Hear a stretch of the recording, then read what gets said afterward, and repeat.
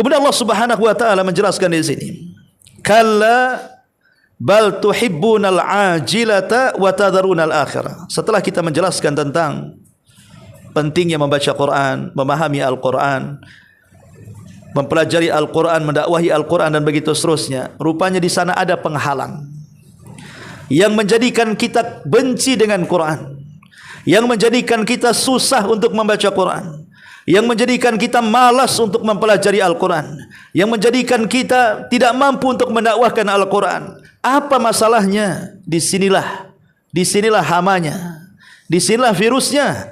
Kalla bal tuhibbunal ajila. Sekali-kali tidak, bahkan kamu mencintai kehidupan dunia.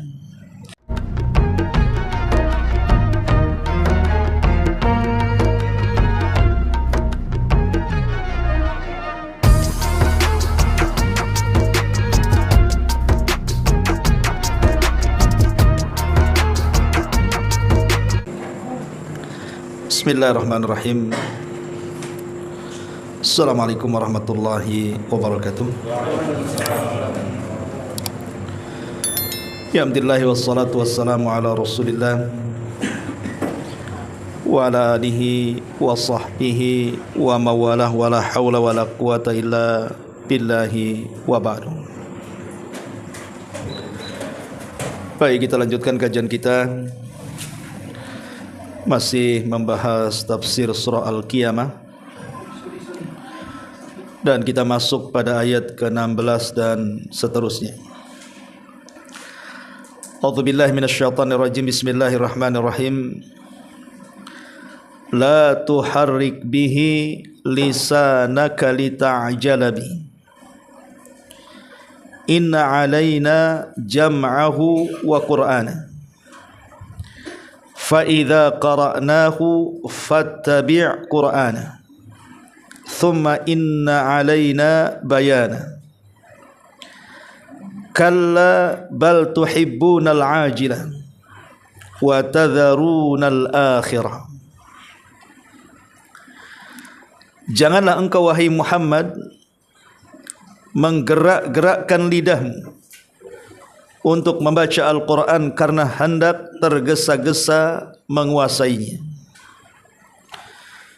Sesungguhnya tugas kamilah untuk mengumpulkan Al-Quran dalam hatimu dan membacakannya.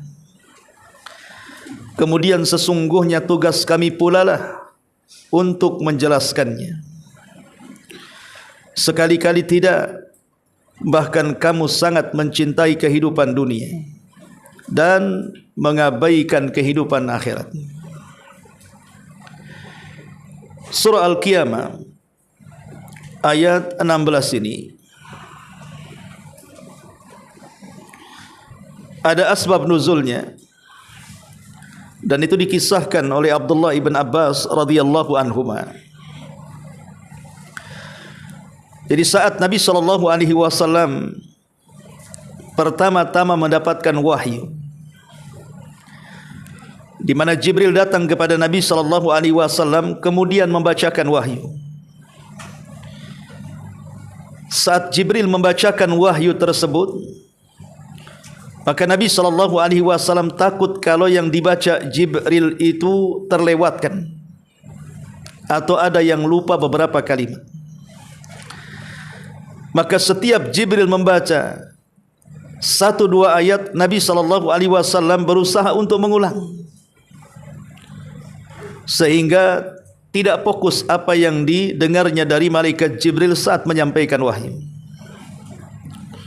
Wajar karena Nabi SAW ingin cepat menguasai wahyu yang diturunkan Allah kepadanya lewat Jibril. Jadi takut lupa atau ada yang terlewatkan, Rasul mengikuti bacaan Jibril dengan tergesa-gesa. Karena Rasul tidak bisa menulis masalahnya. Kalau Rasul bisa menulis tentu akan mencatat. Karena Nabi SAW tidak bisa mencatat, otomatis hanya mengandalkan hafalan. Sehingga setiap yang dibaca Jibril diulang-ulang sama dia, sehingga kurang fokus akhirnya. Maka Allah Subhanahu wa taala akhirnya melarang Nabi SAW untuk ikut menggerakkan lidahnya mengikuti bacaan Jibril. Seolah-olah Nabi disuruh diam, dengarkan saja apa yang dibaca Jibril. Nanti bacaan itu akan diletakkan dalam hati Nabi, nanti hafal sendiri. Maka dari sini turun ayat, la tuharrik bihi lisanaka lita'jala bi. Jangan engkau wahai Muhammad ikut menggerakkan lidahmu untuk membaca Al-Quran karena hendak tergesa-gesa menguasai Al-Quran. Ma'asyiral muslimin wal muslimat rahimakumullah. Tentu ayat ini ada faedah yang sangat besar yang mungkin bisa kita ambil makna daripada ayat ini, di mana seolah-olah ayat ini mengajarkan kepada kita agar kita tidak boleh tergesa-gesa dalam membaca Al-Quran. Karena tergesa-gesa membaca Al-Quran itu tidak akan mendapatkan apapun dari bacaannya. Betul, orang yang membaca Al-Quran itu dapat pahala, 1 huruf 10 pahala. Tetapi kalau dia tidak memahami apa kandungan pada Al-Quran itu sendiri, dikhawatirkan nanti dia membaca Al-Quran sementara perbuatannya menyelisih Al-Quran. Itulah yang kemudian pentingnya bukan hanya sekedar mempelajari bacaan, tapi juga mempelajari apa yang dibaca. Ulama mengatakan fahmul hudud khairun min fahmil huruf. Memahami batasan-batasan Quran itu, ini perintah, ini larangan, ini yang diharamkan, ini yang dihalalkan, itu lebih penting dari hanya sekedar mempelajari huruf-hurufnya saja dengan membaca bacaan, tahsin dan yang semacamnya. Ma'asyiral muslimin wal muslimat rahimakumullah.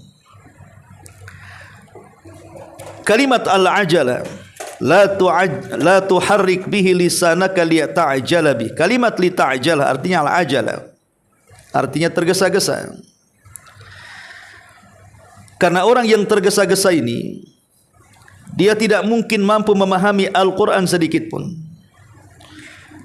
Makanya kenapa Imam An-Nawawi rahimahullahu ta'ala mengatakan, di antara hikmah bacaan Quran itu ditartilkan. Tartil itu lawan daripada al-ajalah, tergesa-gesa. Qala al-ulama, kata Imam Nawawi mengatakan, berkata para ulama, wat tartilu mustahabbun litadabburi. Tartil ini sangat dianjurkan untuk merenungkan Al-Quran. Wa li'annahu aqrab ilal ijlal wa tawqir wa ashaddu ta'thiran fil qalbi. Apalagi dengan bacaan tartil ini akan mendekatkan seorang pembaca Al-Quran, lebih mengagungkan Al-Quran, lebih menghormati Al-Quran, dan lebih berpengaruh kepada hati setiap para pembaca Al-Quran. Orang kalau tartil bacaannya, baik yang membaca atau yang mendengarkan, itu lebih meresap dibandingkan tergesa-gesa. Lihat kadang-kadang di bulan Ramadan, kalau di kampung-kampung itu, saking semangatnya bulan Ramadan, bulan Quran, mereka pun tergesa-gesa menghatamkan Quran. Dan itu disuarakan di corong-corong masjid, musola dan yang semacamnya. Kadang-kadang bacaannya itu enggak ada nafas, atau satu nafas saja, enggak ada koma, enggak ada titik, enggak ada panjang, enggak ada pendek. Yang penting selesai. Lah ini tidak sesuai dengan aturan adab membaca Al-Quran. Makanya perhatikan ayat ini, surah Al-Qiyamah ayat 16 sampai 19. Itu mengajarkan kepada kita tentang metode muamalah kita dengan Al-Quran. Baik, kita akan jabarkan dulu, baru kita jelaskan. Di sini Allah Subhanahu wa taala mengatakan, la tuharrik bihi lisanaka lita'jala bi. Jangan engkau wahai Muhammad gerakkan lidahmu untuk membaca Al-Quran karena hendak tergesa-gesa menguasainya. Dari ayat ini kita disyariatkan dalam membaca Quran untuk mentartilkan bacaan. Karena tartil itu sangat disunahkan. Makanya kenapa penduduk sorga, saat mereka disuruh untuk memilih tingkatan mereka di sorga, Allah Subhanahu wa taala mengatakan, iqra wartaq warattil. Baca, naiklah, tartilkan bacaan. Dari sini kita tahu bahawa Allah memerintahkan kepada para penduduk sorga untuk memilih tingkatan di sorga dengan membaca Quran, dan memerintahkan untuk mentartilkan bacaannya. Jangan tergesa-gesa hanya ingin sekedar menghatamkan. Yang kita cari dalam Quran itu pahala, bukan target mendapatkan 1 juz, 2 juz atau selesai menghatamkan Quran. Dan semua ibadah juga sama. Salat, buat apa tergesa-gesa? Karena yang kita cari itu pahala sebenarnya. Bukan hanya sekedar melaksanakan kewajiban takbiratul ihram selesai salam, tidak. Di mana setiap gerakan dalam salat dan setiap bacaan dalam salat itu ada pahalanya. Begitu juga bacaan Quran. Yang kita targetkan pahala, bukan target selesai membaca Quran. Kemudian Allah mengatakan, inna alaina jam'ahu wa qur'ana. Sesungguhnya tugas kamilah untuk mengumpulkan Al-Quran dalam hati. Kalimat inna jam'ahu, inna alaina jam'ahu wa qur'ana. Sesungguhnya tugas kamilah mengumpulkan Al-Quran dalam hatimu. Maksudnya, ketika Al-Quran itu sampai di hati seseorang, menunjukkan bahawa orang yang hatinya dipenuhi dengan Quran, dia memahami isi Quran. Karena orang yang tidak memahami Al-Quran, tidak mungkin Al-Quran sampai hati. Makanya ketika Nabi SAW mensifati orang-orang Khawarij, apa kata Nabi SAW? Yaqra'unal Quran la yujawizu hanajirahum. Mereka membaca Al-Quran tapi tidak sampai ke tenggorokan mereka, atau hanya sampai di tenggorokan mereka, tidak sampai ke hati. Karena orang-orang Khawarij itu mereka hanya rajin membaca Quran tapi tidak paham isi Al-Quran. Berarti kalau orang itu paham Al-Quran, pasti Al-Quran itu sampai ke hati, di mana Al-Quran itu mempengaruhi hatinya. Dan apabila hati sudah terpengaruh dengan Al-Quran, secara otomatis badan pun terpengaruh Al-Quran. Karena hati itu raja bagi badan kita. Imam Ibnul Qayyim mengatakan, Al-qalbu kal malik. Hati itu seperti raja. Adapun tentara-tentaranya, rakyatnya itulah jasad manusia. Karena jasad manusia itu yang menggerakkan hatinya. Kalau hati sudah bergerak, jasad bergerak. Makanya Al-Quran kalau sudah sampai di hati manusia, pasti akan mempengaruhi jasadnya, bergerak dia. Kata Al-Quran ke kanan, tidak mungkin ke kiri. Kata Al-Quran ke barat, tidak mungkin dia ke timur. Karena kalau sudah rajanya memerintahkan, pasti semua anak buahnya ikut perintah rajanya. Wa Qur'ana inna jama'na inna alaina jam'ahu wa Qur'ana. Sesungguhnya tugas kamilah untuk mengumpulkan Al-Quran dalam hatimu. Wa Qur'ana, dan tugas kami yang membacakannya. Kau cukup dengar saja. Al-Quran kami yang akan membaca dan kami yang akan memasukkan ke dalam hatimu. Tidak usah tergesa-gesa. Tidak usah tergesa-gesa. Kemudian Allah mengatakan, thumma inna fa idza qara'nahu fattabi qur'ana. Fa idza qara'nahu, maka apabila kami telah selesai membacakannya, fattabi qur'ana, ikutilah bacaan itu. Apa maknanya? Pertama, Allah Subhanahu wa taala memerintahkan kita untuk membaca Quran dan mentartilkannya. Kemudian yang kedua, Allah Subhanahu wa taala perintahkan kita untuk memahaminya, supaya Quran bukan hanya sekedar di lisan tapi sampai di hati. Yang ketiga, kita disuruh untuk mendakwahkan Quran. Kalau kita sudah membaca, sudah memahami, fa idza qara'nahu, maka apabila kami telah selesai membacakannya ya Muhammad, fattabi qur'ana, ikutilah bacaan Al-Quran itu. Maksudnya ikutilah di sini disuruhnya kita untuk mengikuti tata cara Al-Quran yang dibacakan Allah, yang dipahamkan Allah untuk dibacakan kepada manusia dan dipahamkan kepada manusia. Kemudian Allah mengatakan, thumma inna alaina bayana, kemudian sesungguhnya tugas kami pula lah untuk menjelaskannya. Dari keterangan secara global ayat ini, maka muamalah kita dengan Al-Quranul Karim bukan hanya sekedar membaca. Dan itu yang kebanyakan di masyarakat kita, terutama di pondok-pondok tahfidz Al-Quran. Terkadang mereka hanya disuruh untuk membaca Al-Quran, kemudian menghafalkan Quran, kemudian murajaah Al-Quran, kemudian kalau mungkin membaca Quran sudah selesai, lulus, selesai. Sehingga ketika terjun di masyarakat, dia hanya bisa menjadi imam salat saja. Dia mendakwahkan Al-Quran, tak paham isi Quran. Kalau menjelaskan tentang halal haram, tak tahu pula dia halal haram. Karena dia tidak paham Al-Quran, hanya hafalannya saja. Makanya penting bahwa Al-Quran itu bukan hanya sekadar dihafal, bukan hanya lancar dibaca. Keduanya sebuah kebaikan. Tapi kalau Quran itu dipahami dengan sebenar-benar pemahaman, maka manfaatnya jauh lebih besar. Karena manfaatnya bersifat muta'addi. Maksudnya manfaatnya bukan hanya kepada diri sendiri, tapi juga kepada orang lain. Dengan menjelaskan ini yang halal, ini yang haram, ini yang perintah, ini yang larangan, ini yang boleh, ini yang tidak boleh. Akhirnya masyarakat tercerahkan dengan Al-Quran, dan dengan sendirinya manusia akan mendapatkan hidayah dengan Al-Quran itu. Ma'asyiral muslimin wal muslimat rahimani wa rahimakumullah. 1, 2, 3, 4 ayat ini terangkum dalam sebuah hadis di mana ada sahabat yang bernama Abi Abdurrahman As-Sulami radhiyallahu an. Dia menceritakan tentang bagaimana para sahabat Nabi sallallahu alaihi wasallam bermuamalah dengan Quran. Kata beliau, haddatsana man kana yuqri'una min ashabin Nabi sallallahu alaihi wasallam annahum kanu yaqtarinuna min Rasulillah sallallahu alaihi wasallam 10 ayatin fala ya'khuduna fil 10 al-ukhra hatta ya'lamu ma fi hadhihi min al-ilmi wal 'amali qalu fa'alimna al-ilma wal 'amala. Kata Abi Abdurrahman As-Sulami rahimahullahu taala, dia mengatakan, telah menceritakan kepada kami orang yang membacakan Al-Quran kepada kami dari sahabat Nabi sallallahu alaihi wasallam.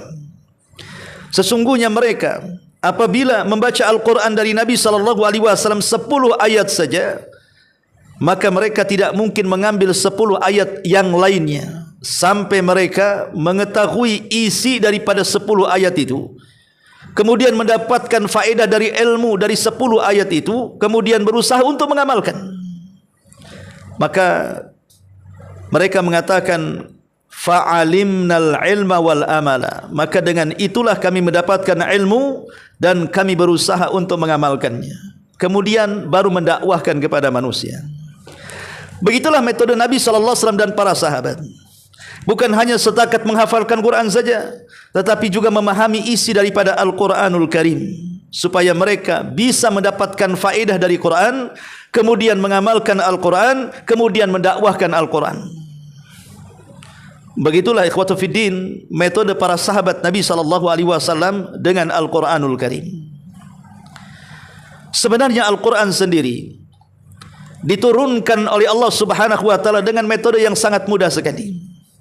Makanya Allah mengatakan, walaqad yassarnal Qur'ana lidzikri, dan sungguh kami telah mudahkan Al-Quran untuk mengingat.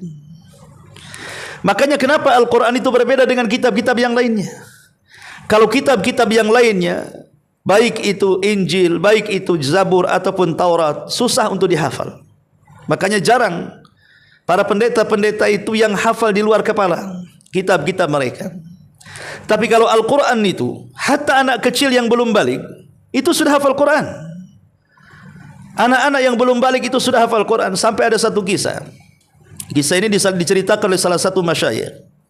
Kejadiannya di Riyadh atau di Jeddah. Jadi ada dua orang tua, dua-duanya hafidul Quran. Ibunya hafizah, bapaknya hafid. Dua-duanya hafid Al-Quran. Setelah kemudian menikah, dua-duanya ingin mendapatkan anak laki-laki, tapi Allah takdirkan justru istrinya hamil dan melahirkan anak wanita. Tapi keduanya tidak putus asa. Walaupun anak wanita tetap harus cerdas dan menguasai Al-Quranul Karim. Maka sepakatlah kedua orang tua ini, istri dan suami ini, karena dua-duanya hafal Quran, mereka membagi tugas untuk membacakan Al-Quran sampai hatam kepada bayi yang baru lahir itu, sampai beberapa tahun kemudian. Kemudian yang kedua sepakat bahwa mereka akan menggunakan bahasa Arab dengan bahasa Arab Fusha, bukan bahasa Arab kampungan. Maka mulailah kemudian program itu dijalankan. Anak yang baru lahir itu ibunya membaca Quran sampai selesai. Entah umpamanya 5 atau 6 hari hatam Quran. Kemudian setelah itu suaminya membaca Quran 6 sampai 7 hari hatam Quran. Nanti istrinya ganti-gantian membacakan Quran kepada bayi ini. Dan kalau keduanya bicara bahasa Arab, walaupun memang mereka orang Arab, tapi kan orang Arab itu kan ada yang menggunakan bahasa Fusha, menggunakan tata bahasa, grammar bahasa kitanya. Ada juga yang bahasa Arab kampungan kan gitu. Jadi keduanya tidak mau ada lahan dalam bahasa Arab, tetap menggunakan bahasa Fusha. Subhanallah. Ketika anak itu sudah usia 4 tahun, karena setiap hari didengarkan Quran, dan ingat anak itu bagikan kertas kosong, ikhwan, belum diisi apa-apa. Dia tergantung tinta yang menempel di situ. Kalau dicoret-coret tinta hitam ya jadi hitam, kalau dicoret-coret tinta merah ya jadi merah. Akhirnya kemudian setelah 4 tahun nampaklah kecerdasan anak itu dengan Quran. Bahkan anak itu sudah mampu menguasai 2/3 Al-Quran, padahal baru 4 tahun tuh. Ya. Dan bahasa Arab juga fusha dengan orang tuanya, walaupun hanya baru bisa bicara. Setelah kemudian usianya 7 tahun, betul-betul hafal Quran, dan dia menguasai Al-Quran karena dia bicara dengan bahasa fusha, bahasa Quran. Begitulah metode sampai akhirnya satu hari anak ini bertanya kepada, dan itu masih usia 4 tahun, bertanya kepada ayahnya tentang beberapa ayat Al-Quranul Karim. Dia tidak paham. Rupanya kedua ayahnya pun tidak paham. Akhirnya bertanya kepada salah satu masyayikh yang ada di sana. Maka betapa terkejutnya masyayikh itu. Kenapa? Yang bertanya ini anak 4 tahun, bisa bertanya dengan seilmiah itu, yang biasanya ditanyakan persoalan ini oleh orang-orang yang sudah S1, S2 di kejuruan Al-Quran. Lah ini bukti keajaiban Al-Quranul Karim. Dan ini metode ini kan bisa kita juga terapkan kalau memang anak kita ingin menjadi para penghafal Quran, kemudian paham dengan Quran. Cobalah metode seperti ini. Dan ini sudah terbukti. Nah, tapi yang ingin saya katakan, ikhwatu fiddin, muliakan Allah Azza wa Jalla, syahidnya bahwa kalau kita memahamkan Al-Quran sedini mungkin kepada anak-anak kita ini, maka lambat laun setelah dia besar pasti dia akan menguasai Al-Quran. Itulah metode Al-Quran yang diajarkan Rasul dan para sahabat, bukan hanya sekedar membaca, tapi lebih daripada itu juga memahami. Seperti kajian di malam hari ini, kita sedang memahami isi daripada Al-Quranul Karim. Ma'asyiral muslimin wal muslimat rahimakumullah. Sebenarnya ayat ini juga terkandung beberapa adab dari adab-adab seorang muslim dengan Al-Quranul Karim. Tapi biar lengkap kita akan jelaskan secara singkat tentang beberapa adab yang diajarkan para ulama kepada kita dengan Al-Quranul Karim, terutama adab dengan bacaan Quran. Pertama, disunnahkan untuk berwudu. Walaupun tidak berwudu juga tidak berdosa, tapi sangat dianjurkan berwudu. Karena Nabi SAW mengatakan, la yamassul Quran illa tahir. Tidak boleh Al-Quran disentuh kecuali orang yang suci. Yang kedua, kalau memungkinkan istiqbalul kiblah, hadapkan ke kiblat. Ini bagian daripada adab membaca Quran. Karena Nabi SAW mengatakan dalam sebuah hadis yang dikeluarkan atau yang dari jalur Abi Hurairah radhiyallahu anhu secara marfu sampai kepada Rasul, wa inna sayyidal majalisi kibalatal kiblati. Pemimpin majelis itu hendaklah menghadap kiblat. Kemudian yang ketiga as-siwak, yang mungkin sekarang pakai pasta gigi. Kemudian yang keempat at-tartil. Karena Allah mengatakan warattilil Qur'ana tartila. Warattilil Qur'ana tartila. Bacalah Al-Quran dengan tartil. Dan Rasul mengatakan laisa minna man lam yataghanna bil Quran. Bukan termasuk umatku orang yang tidak melanggamkan Al-Quran, mentartilkan Al-Quran. Kemudian yang kelima at-tilawatu bi khusyu'in. Cobalah untuk membaca Al-Quran itu dengan khusyuk. Tinggalkan alat-alat yang tidak membuat khusyuk. Makanya seandainya kita ini bisa membaca Quran, bacalah dari mushaf, jangan dari aplikasi handphone. Karena pasti akan membuat kita tidak khusyuk. Kemudian yang nomor 7 ad-du'a indal qira'ah indal Qur'ani. berdoa. Berdoa saat membaca Al-Quran. Apabila datang dengan ayat-ayat yang membicarakan tentang rahmat, mintalah rahmat. Kalau sedang membaca tentang ayat-ayat azab, berlindunglah dari azab Allah Subhanahu wa taala. Karena kalau kita paham Al-Quran, ikhwan, jangankan ayat yang panjang Al-Baqarah, Al-Imran, atau mungkin ayat yang pendek, Qul a'udzu birabbin nas, Qul a'udzu birabbil falaq, dan begitu seterusnya. Mungkin kalimat Bismillahirrahmanirrahim saja, itu kalau kita paham maknanya, maka itu sudah membuat bahagia setiap mukmin. Kenapa? Karena dalam kalimat Bismillahirrahmanirrahim itu terkandung asma'ullah, nama-nama Allah Subhanahu wa taala yang jalalah dan yang jamalah. Jalalah itu artinya nama-nama Allah Subhanahu wa taala yang mengandung di dalamnya tentang keagungan yang melahirkan rasa takut pada dada kita. Seorang muslim kalau mendengar nama Allah yang bersifat jalalah, keagungan, maka seorang muslim akan takut dengan Allah Subhanahu wa taala.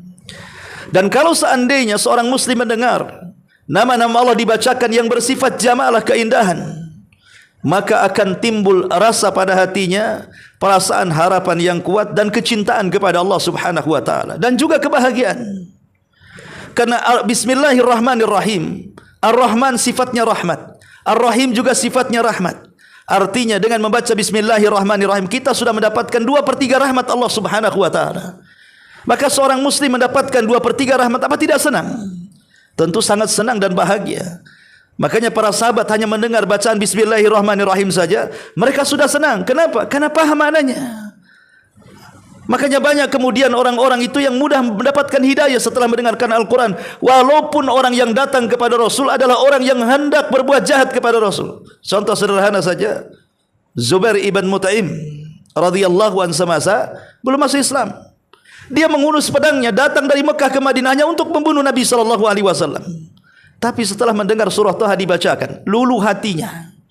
Tidak lagi ingin membunuh Rasul, menyarungkan pedangnya, datang menghadap Rasul, bersyahadat dan masuk Islam. Kemudian mengatakan, dulu tidak ada manusia yang kubenci, sekarang tidak ada manusia yang lebih aku cintai kecuali dirimu. Dulu tidak ada manusia yang paling benci kecuali kamu, sekarang tidak ada manusia yang paling kucintai kecuali kamu. Hanya mendengar beberapa ayat Al-Quran dibacakan. Ya, karena mereka langsung paham, membaca Bismillahirrahmanirrahim saja mereka sudah dapat hidayah. Macam mana kalau isi Al-Quran dibacakan? Tentu hidayah akan menumpuk di dada-dada seorang muslim. Ya. Makanya seseorang memahami isi Al-Quran itu akan mudah untuk berdoa kepada Allah. Setiap datang ayat tentang surga kita berdoa minta surga. Setiap kita baca ayat tentang neraka kita berlindung dari neraka. Setiap ayat datang bicara tentang rahmat kita minta dicurahkan rahmat, dan begitu seterusnya. Ya. Kemudian adadul ayam, maksudnya bagilah hari-hari untuk membaca Al-Quran. Karena kalau kita tidak punya program tentang hari-hari untuk kita gunakan membaca Quran, maka selamanya kita ahli dan pakar membaca Quran, kemudian mengajarkan Al-Quran, tapi tujuannya supaya manusia menganggap dirinya qari. Maka Allah mengatakan kepada orang ini, apa yang kau lakukan dengan Quran? Dia mengatakan, qara'tu fikal Quran, aku membaca Quran untukmu. Tapi Allah mengatakan, kadzabta, dusta kamu. Engkau membaca Quran supaya manusia menganggap engkau ini seorang qari, pembaca Quran, dan itu sudah masyhur. Kemudian yang nomor 10, an yasta'idhal qari minasyaitanir rajim. Berlindunglah saat membaca Quran kepada Allah Subhanahu wa taala, karena syaitan tidak suka dengan Quran. Kalau kita tidak berlindung saat membaca Quran, mungkin hanya sekedar membaca Quran, habis itu tinggalkan. Belum sampai 1 jam, baru 2 menit udah kesal, udah malas. Itu syaitan itu, supaya kita menjauh daripada Al-Quran. Maka berlindunglah dari syaitan saat membaca Al-Quran. Kemudian yang nomor 11, tahsinus sauti bil Quran. Indahkan bacaan Al-Quran. Kalau memang kita punya suara indah, indahkan Al-Quran. Quran itu sudah indah, tapi kalau membaca lebih indah lagi, maka Quran yang indah akan semakin indah dengan suara indah. Quran itu sudah indah. Kalau seandainya kita punya suara indah, maka Quran akan lebih indah lagi. Satu hari Nabi SAW lewat di satu malam. Karena di zaman itu, di malam hari, di rumah-rumah para sahabat itu keluar suara seperti tawon orang yang membaca Quran itu. Hampir tidak ada satupun rumah kecuali baca Quran. Samalah kita masih kecil-kecil yang tinggal di desa-desa, yang belum ada handphone di zaman itu ya. Kalaupun ada TV hitam putih itu pun rombongan nengoknya kan. Kan banyak orang yang masih baca Quran kan di rumah-rumah di kampung-kampung. Ya. Tetapi sekarang sudah tidak ada lagi. Apalagi di zaman para sahabat yang memang Islam sedang di atas keemasannya, maka suara Quran seperti suara tawon. Tapi Nabi SAW terkejut dengan salah satu rumah. Suaranya beda dengan rumah-rumah yang lain saat membaca Quran. Indah sekali. Maka Rasul pun akhirnya berdiri samping rumah tertegun, tak sadar sampai mendekati waktu subuh. Maka dia bergegas pulang karena harus menjadi imam. Setelah salat subuh, dia tahu itu rumahnya siapa. Itu rumahnya Abu Musa al-Asy'ari. Maka dipanggil, ya Aba Musa, semalam aku berdiri di samping rumahmu. Aku dengar kau membaca Al-Quran dengan indahnya. Kata Abu Musa, ya Rasulullah, betul kau berdiri di samping rumahku? Coba kalau aku tahu, ku perindah lagi bacaanku. Sayang aja tak tahu. Maka Nabi SAW mengatakan, ya Aba Musa, la sautuka kamizmar min mazamiri ali Daud. Wahai Aba Musa, suaramu seperti suara Daud saat taranum dengan Zabur, saking indahnya. Karena salah satu mukjizat Nabi Daud adalah keindahan dalam suara. Dia memiliki 70 suara, di mana satu suara ke suara berikutnya lebih indah. Dari dua suara ke suara ketiga jauh lebih indah lagi, sampai ke 70 suara. Itu paling tinggi, sampai burung-burung jatuh pingsan karena lupa makan mendengarkan suara Daud membaca Al-Quran. Makanya kemudian Rasul mengatakan kepada Abu Musa, suaramu seperti Nabi Daud saat melantunkan Zabur. Kemudian yang nomor 12, adamul jahri lil akharin. Tidak boleh mengganggu saat membaca Quran kepada orang lain, terutama yang membaca Quran di masjid. Ada orang yang salat sunnah, jangan mengganggu orang di sampingnya. Terkadang ada orang yang tidak bisa khusyuk karena dengar suara orang. Susah kali baca Fatihah itu karena mengganggu, bising orang sebelah nih. Walaupun yang dibaca Quran, tapi kalau mengganggu orang lain itu tak boleh. Kemudian yang nomor 13, al-kafu anil qiraati idza syu'ira bin nu'as. Berhentilah membaca Quran kalau sudah mulai ngantuk. Nanti enggak karuan bacaannya, enggak karuan panjang pendeknya. Udah ngantuk, gimana mau baca? Enggak usah baca Quran, tidur saja. Kemudian yang nomor 14, talabul qiraati. Boleh juga sekali-kali kita meminta bacaan orang lain, mendengarkan orang lain membaca Quran, terutama mungkin di masa sekarang. Mungkin syekh-syekh yang indah bacaannya, yang fase-fase, kan sekarang sudah menyebar di YouTube. Kita tinggal mendengarkan saja. Kadang-kadang mendengar itu lebih berpengaruh daripada membaca sendiri. Karena Rasulullah SAW juga sama. Ketika berjumpa dengan Abdullah ibn Mas'ud, dia mengatakan, ya Aba Mas'ud, iqra alayya al-Quran, bacakan untukku Quran. Kata Abdullah ibn Mas'ud, ya Rasulullah, aqra'u alayka al-Quran wal Quranu unzila ilaik. Kenapa aku harus membaca Quran sementara Quran turun kepadamu? Maka Rasul mengatakan, baca saja.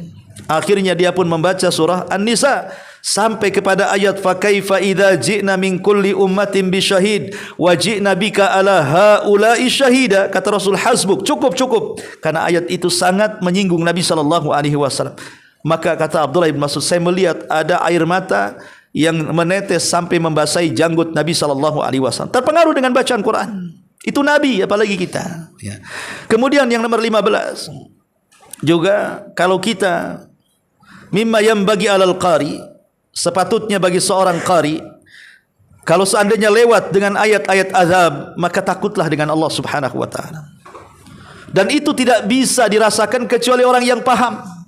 Kalau orang yang tidak paham, mana tahu ini ayat azab, ini ayat sorga, ini ayat rahmat, mana tahu. Namanya tidak paham, ya baca aja lah, kan begitu ya.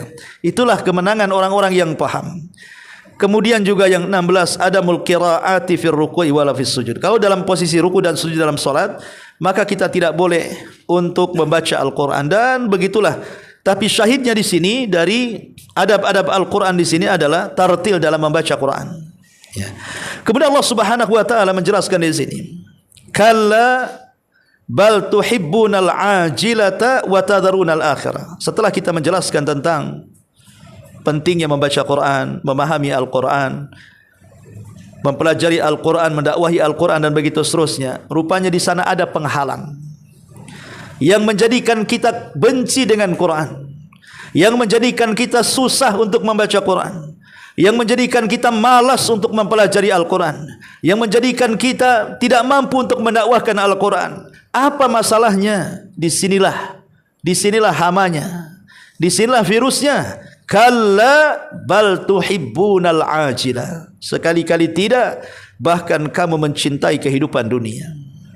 Hubbud dunia, cinta kepada dunia inilah yang memalingkan kita dari Quran.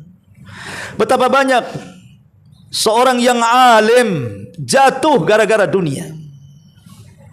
Betapa banyak orang-orang yang dulunya khusyuk bisa menangis, takut dengan neraka, mengharap sorga, tapi setelah kemudian mencintai dunia, tidak ada tangisan setetes pun yang menetes di kedua matanya. Betapa banyak orang-orang yang baik menjadi jahat. Orang-orang yang dulunya hafid Al-Quran, gara-gara cinta dunia hilang hafalannya, hilang ilmunya, tidak mampu lagi mendakwahkan Al-Quran.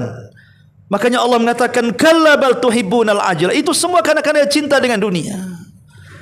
Makanya kenapa dunia itu rahasia bejatnya manusia. Kalla innal insana la yatgha an ra'ahu stagna. Sekali-kali manusia itu mudah melampaui batas ketika dia menjadi kaya. Qarun dulu seorang qari kitab Taurat. Namanya kitab Taurat itu lancar di mulut Qarun. Suaranya indah sampai disebut munawir, orang yang memiliki wajah terang, gara-gara dia suka membaca Taurat dan indah bacaannya. Bani Israel suka dengan Qarun. Tapi setelah dia kaya, dia tinggalkan Taurat. Dibaca pun tidak. Bahkan dia menentang Taurat, bahkan menentang nabinya. Dia sombong dengan kekayaannya. Ditinggalkan semua ajaran Musa, bahkan dia menentang Musa. Maka Allah Subhanahu wa taala katakan fa khassafna bihi wa bidarihil ardh. Kami tenggelamkan Qarun dan seluruh kekayaannya. Bal'am ibn Ba'urah, seorang yang alim min ulama'i Bani Israel, menguasai Ismul Azam. Setiap doa-doanya tidak mungkin ditolak Allah, pasti mustajab. Tapi gara-gara pangkat dan jabatan, gara-gara dunia yang ditawarkan untuk memerangi Musa dan para sahabatnya Bani Israel, akhirnya terjungkir baliklah dunia dengan akhiratnya. Rugi dunia, rugi akhiratnya. Dia pun Allah Subhanahu wa taala ceritakan dalam Quran dengan seburuk-buruk cerita. Permisalannya seperti anjing yang kalau dia melelehkan lidahnya, dihalau pun tidak bisa. Ma'asyiral muslimin wal muslimat rahimakumullah. Hubbud dunya, itulah yang menjadikan kemudian orang menghalangi dari Al-Quran. Wa tadharunal akhirah. Setelah hubbud dunia, apa yang terjadi? Pasti dia akan mengabaikan akhirat. Manusia di dunia ini ada 3 kelompok. Kelompok yang pertama memang mencari akhirat saja. Kelompok yang kedua memang mencari dunia saja. Kelompok yang 3 berusaha menggabungkan dunia dan akhirat. Kelompok pertama sangat sedikit sekali. Mungkin di era-era para sahabat, para tabi'in, para tabi'ut tabi'in mungkinlah terjadi orang yang hanya mementingkan akhirat saja. Karena mungkin kelompok yang kedua mungkin banyak di zaman sekarang, orang yang mementingkan dunia saja. Kalau zaman dulu, zaman sahabat tabi'in dan para tabi'un yang dikenal dengan zaman salaf, ya mungkin mereka orang-orang yang mementingkan akhirat saja, tidak akan mementingkan dunia. Tapi di akhir zaman, orang hanya mementingkan dunia dan lupa dengan akhirat. Adapun yang berusaha menggabungkan dunia dan akhirat itu sedikit. Karena kalau saya membuat pertanyaan yang jujur dijawab, enggak mungkin orang jujur dalam menjawab. Kalau saya katakan kepada antum, saya kasih rumah yang sangat megah, yang bernilai triliunan, atau mungkin satu apartemen yang ada di Nagoya atau yang ada di Habibie sana tuh, saya kasih apartemen milik antum. Kemudian saya katakan, tapi saya juga kasih apartemen di sorga. Kira-kira milih mana? Apartemen di Habibie atau di sorga? Di satu apartemen Habibie dari lantai bawah sampai lantai atas milik antum. Tapi di sorga juga antum mendapatkan apartemen. Cuman suruh milih. Maunya dua-duanya nggak bisa kan, suruh milih. Ya. Mungkin kalau hayalan ya pengen di sorga, saya katakan dusta. Pasti antum milih yang di Habibie sana. Ya, karena manusia itu termotivasi untuk dunia kan. Zuyyina linnasi hubbus syahwat. Dihiasi manusia itu loh hubbus syahwat, cinta dengan syahwat, cinta dengan dunia. Padahal jelas-jelas sorga itu kenikmatannya tidak bisa dilihat, didengar, bahkan terlintas dalam otak pikiran manusia pun tidak terbayangkan. Tetap saja mereka menganggap itu dongengan, hayalan, dan tidak ada dalam kenyataan. Karena manusia itu maunya yang tampak, tidak mau yang gaib. Surga itu perkara gaib, hanya orang yang beriman yang yakin. Tapi yang tampak itu, walaupun tak beriman dengan yang gaib, pasti dia akan melihat, oh itulah rumah saya, itu apartemen saya, itu rumah bagus saya. Itulah yang menjadikan seseorang itu hubud dunia. Apalagi zaman sekarang, orang lebih banyak hubud dunia dibandingkan hubul akhirah. Bahkan kalau tidak bisa dikatakan tidak ada, boleh jadi mungkin kalaupun sebaik-baiknya orang sekarang, pasti yang menjamakan antara dua perkara. Berusaha menggabungkan dunia dan berusaha menggabungkan akhirat. Mungkin itu sebaik-baik orang di zaman sekarang. Kalau menghilangkan dunia total kayaknya sulit mendapatkan seperti itu. Kalau yang menggabungkan mungkinlah ada yang berusaha. Walaupun mustahil sebenarnya menggabungkan dunia dan akhirat. Oh Ustaz, saya bisa 50-50, 50% dunia, 50% akhirat. Kita katakan pret bahasanya itu. Mana ada? Ya. Sekarang salat 5 waktu berapa jam? Kalau dikumpulkan itu dari zuhur, asar, maghrib, isya sampai subuh, berapa jam? Anggaplah 10 menit, 10 menit, 10 menit, 10 menit, 10 menit, nah sampai setengah jam. Berapa banyak Anda bekerja? Berapa jam Anda bekerja? Berapa jam Anda tidur? Berapa jam Anda ngobrol? Berapa jam Anda menghayal? Itu urusan dunia semuanya. Ya. Baca Quran setahun sekali datang Ramadan, itu pun tidak dihatamkan. Hanya Ramadan pertama saja, Ramadan terakhir dah hilang Qurannya. Dari sini kita tahu bahwa kayaknya kalau di zaman sekarang hanya teori saja menggabungkan dunia dan akhirat itu. Karena kenyataannya pasti akhirat akan terkalahkan dengan dunianya. Sehingga kesimpulannya di akhir zaman ini kebanyakan manusia, atau kalau tidak bisa dikatakan secara keseluruhan, semuanya terfitnah dengan dunia. Itulah hubud dunia yang menjadikan orang yang tadinya istiqamah menjadi kemudian berpaling dari istiqamah. Kalla bal tuhibbunal ajilata wa tadharunal akhirah. Sekali-kali jangan seperti itu. Bahkan kalian sangat mencintai dunia dan kalian mengabaikan akhirat. Itulah yang menjadikan kita enggan membaca Quran, enggan memahami Quran, enggan mengamalkan Quran, dan enggan mendakwahkan Al-Quran. Dunialah yang menghalangi segalanya. Inilah di antara tafsir singkat dari surah Al-Qiyamah ayat 16 sampai 21. Sampai di sini dulu. Baik, sebelum saya tutup, kalau ada yang bertanya silakan. Kalau enggak ada, kita tutup. Subhanakallahumma bihamdika, asyhadu an la ilaha illa anta, astaghfiruka wa atubu ilaik. Allahu ta'ala alam. Assalamualaikum.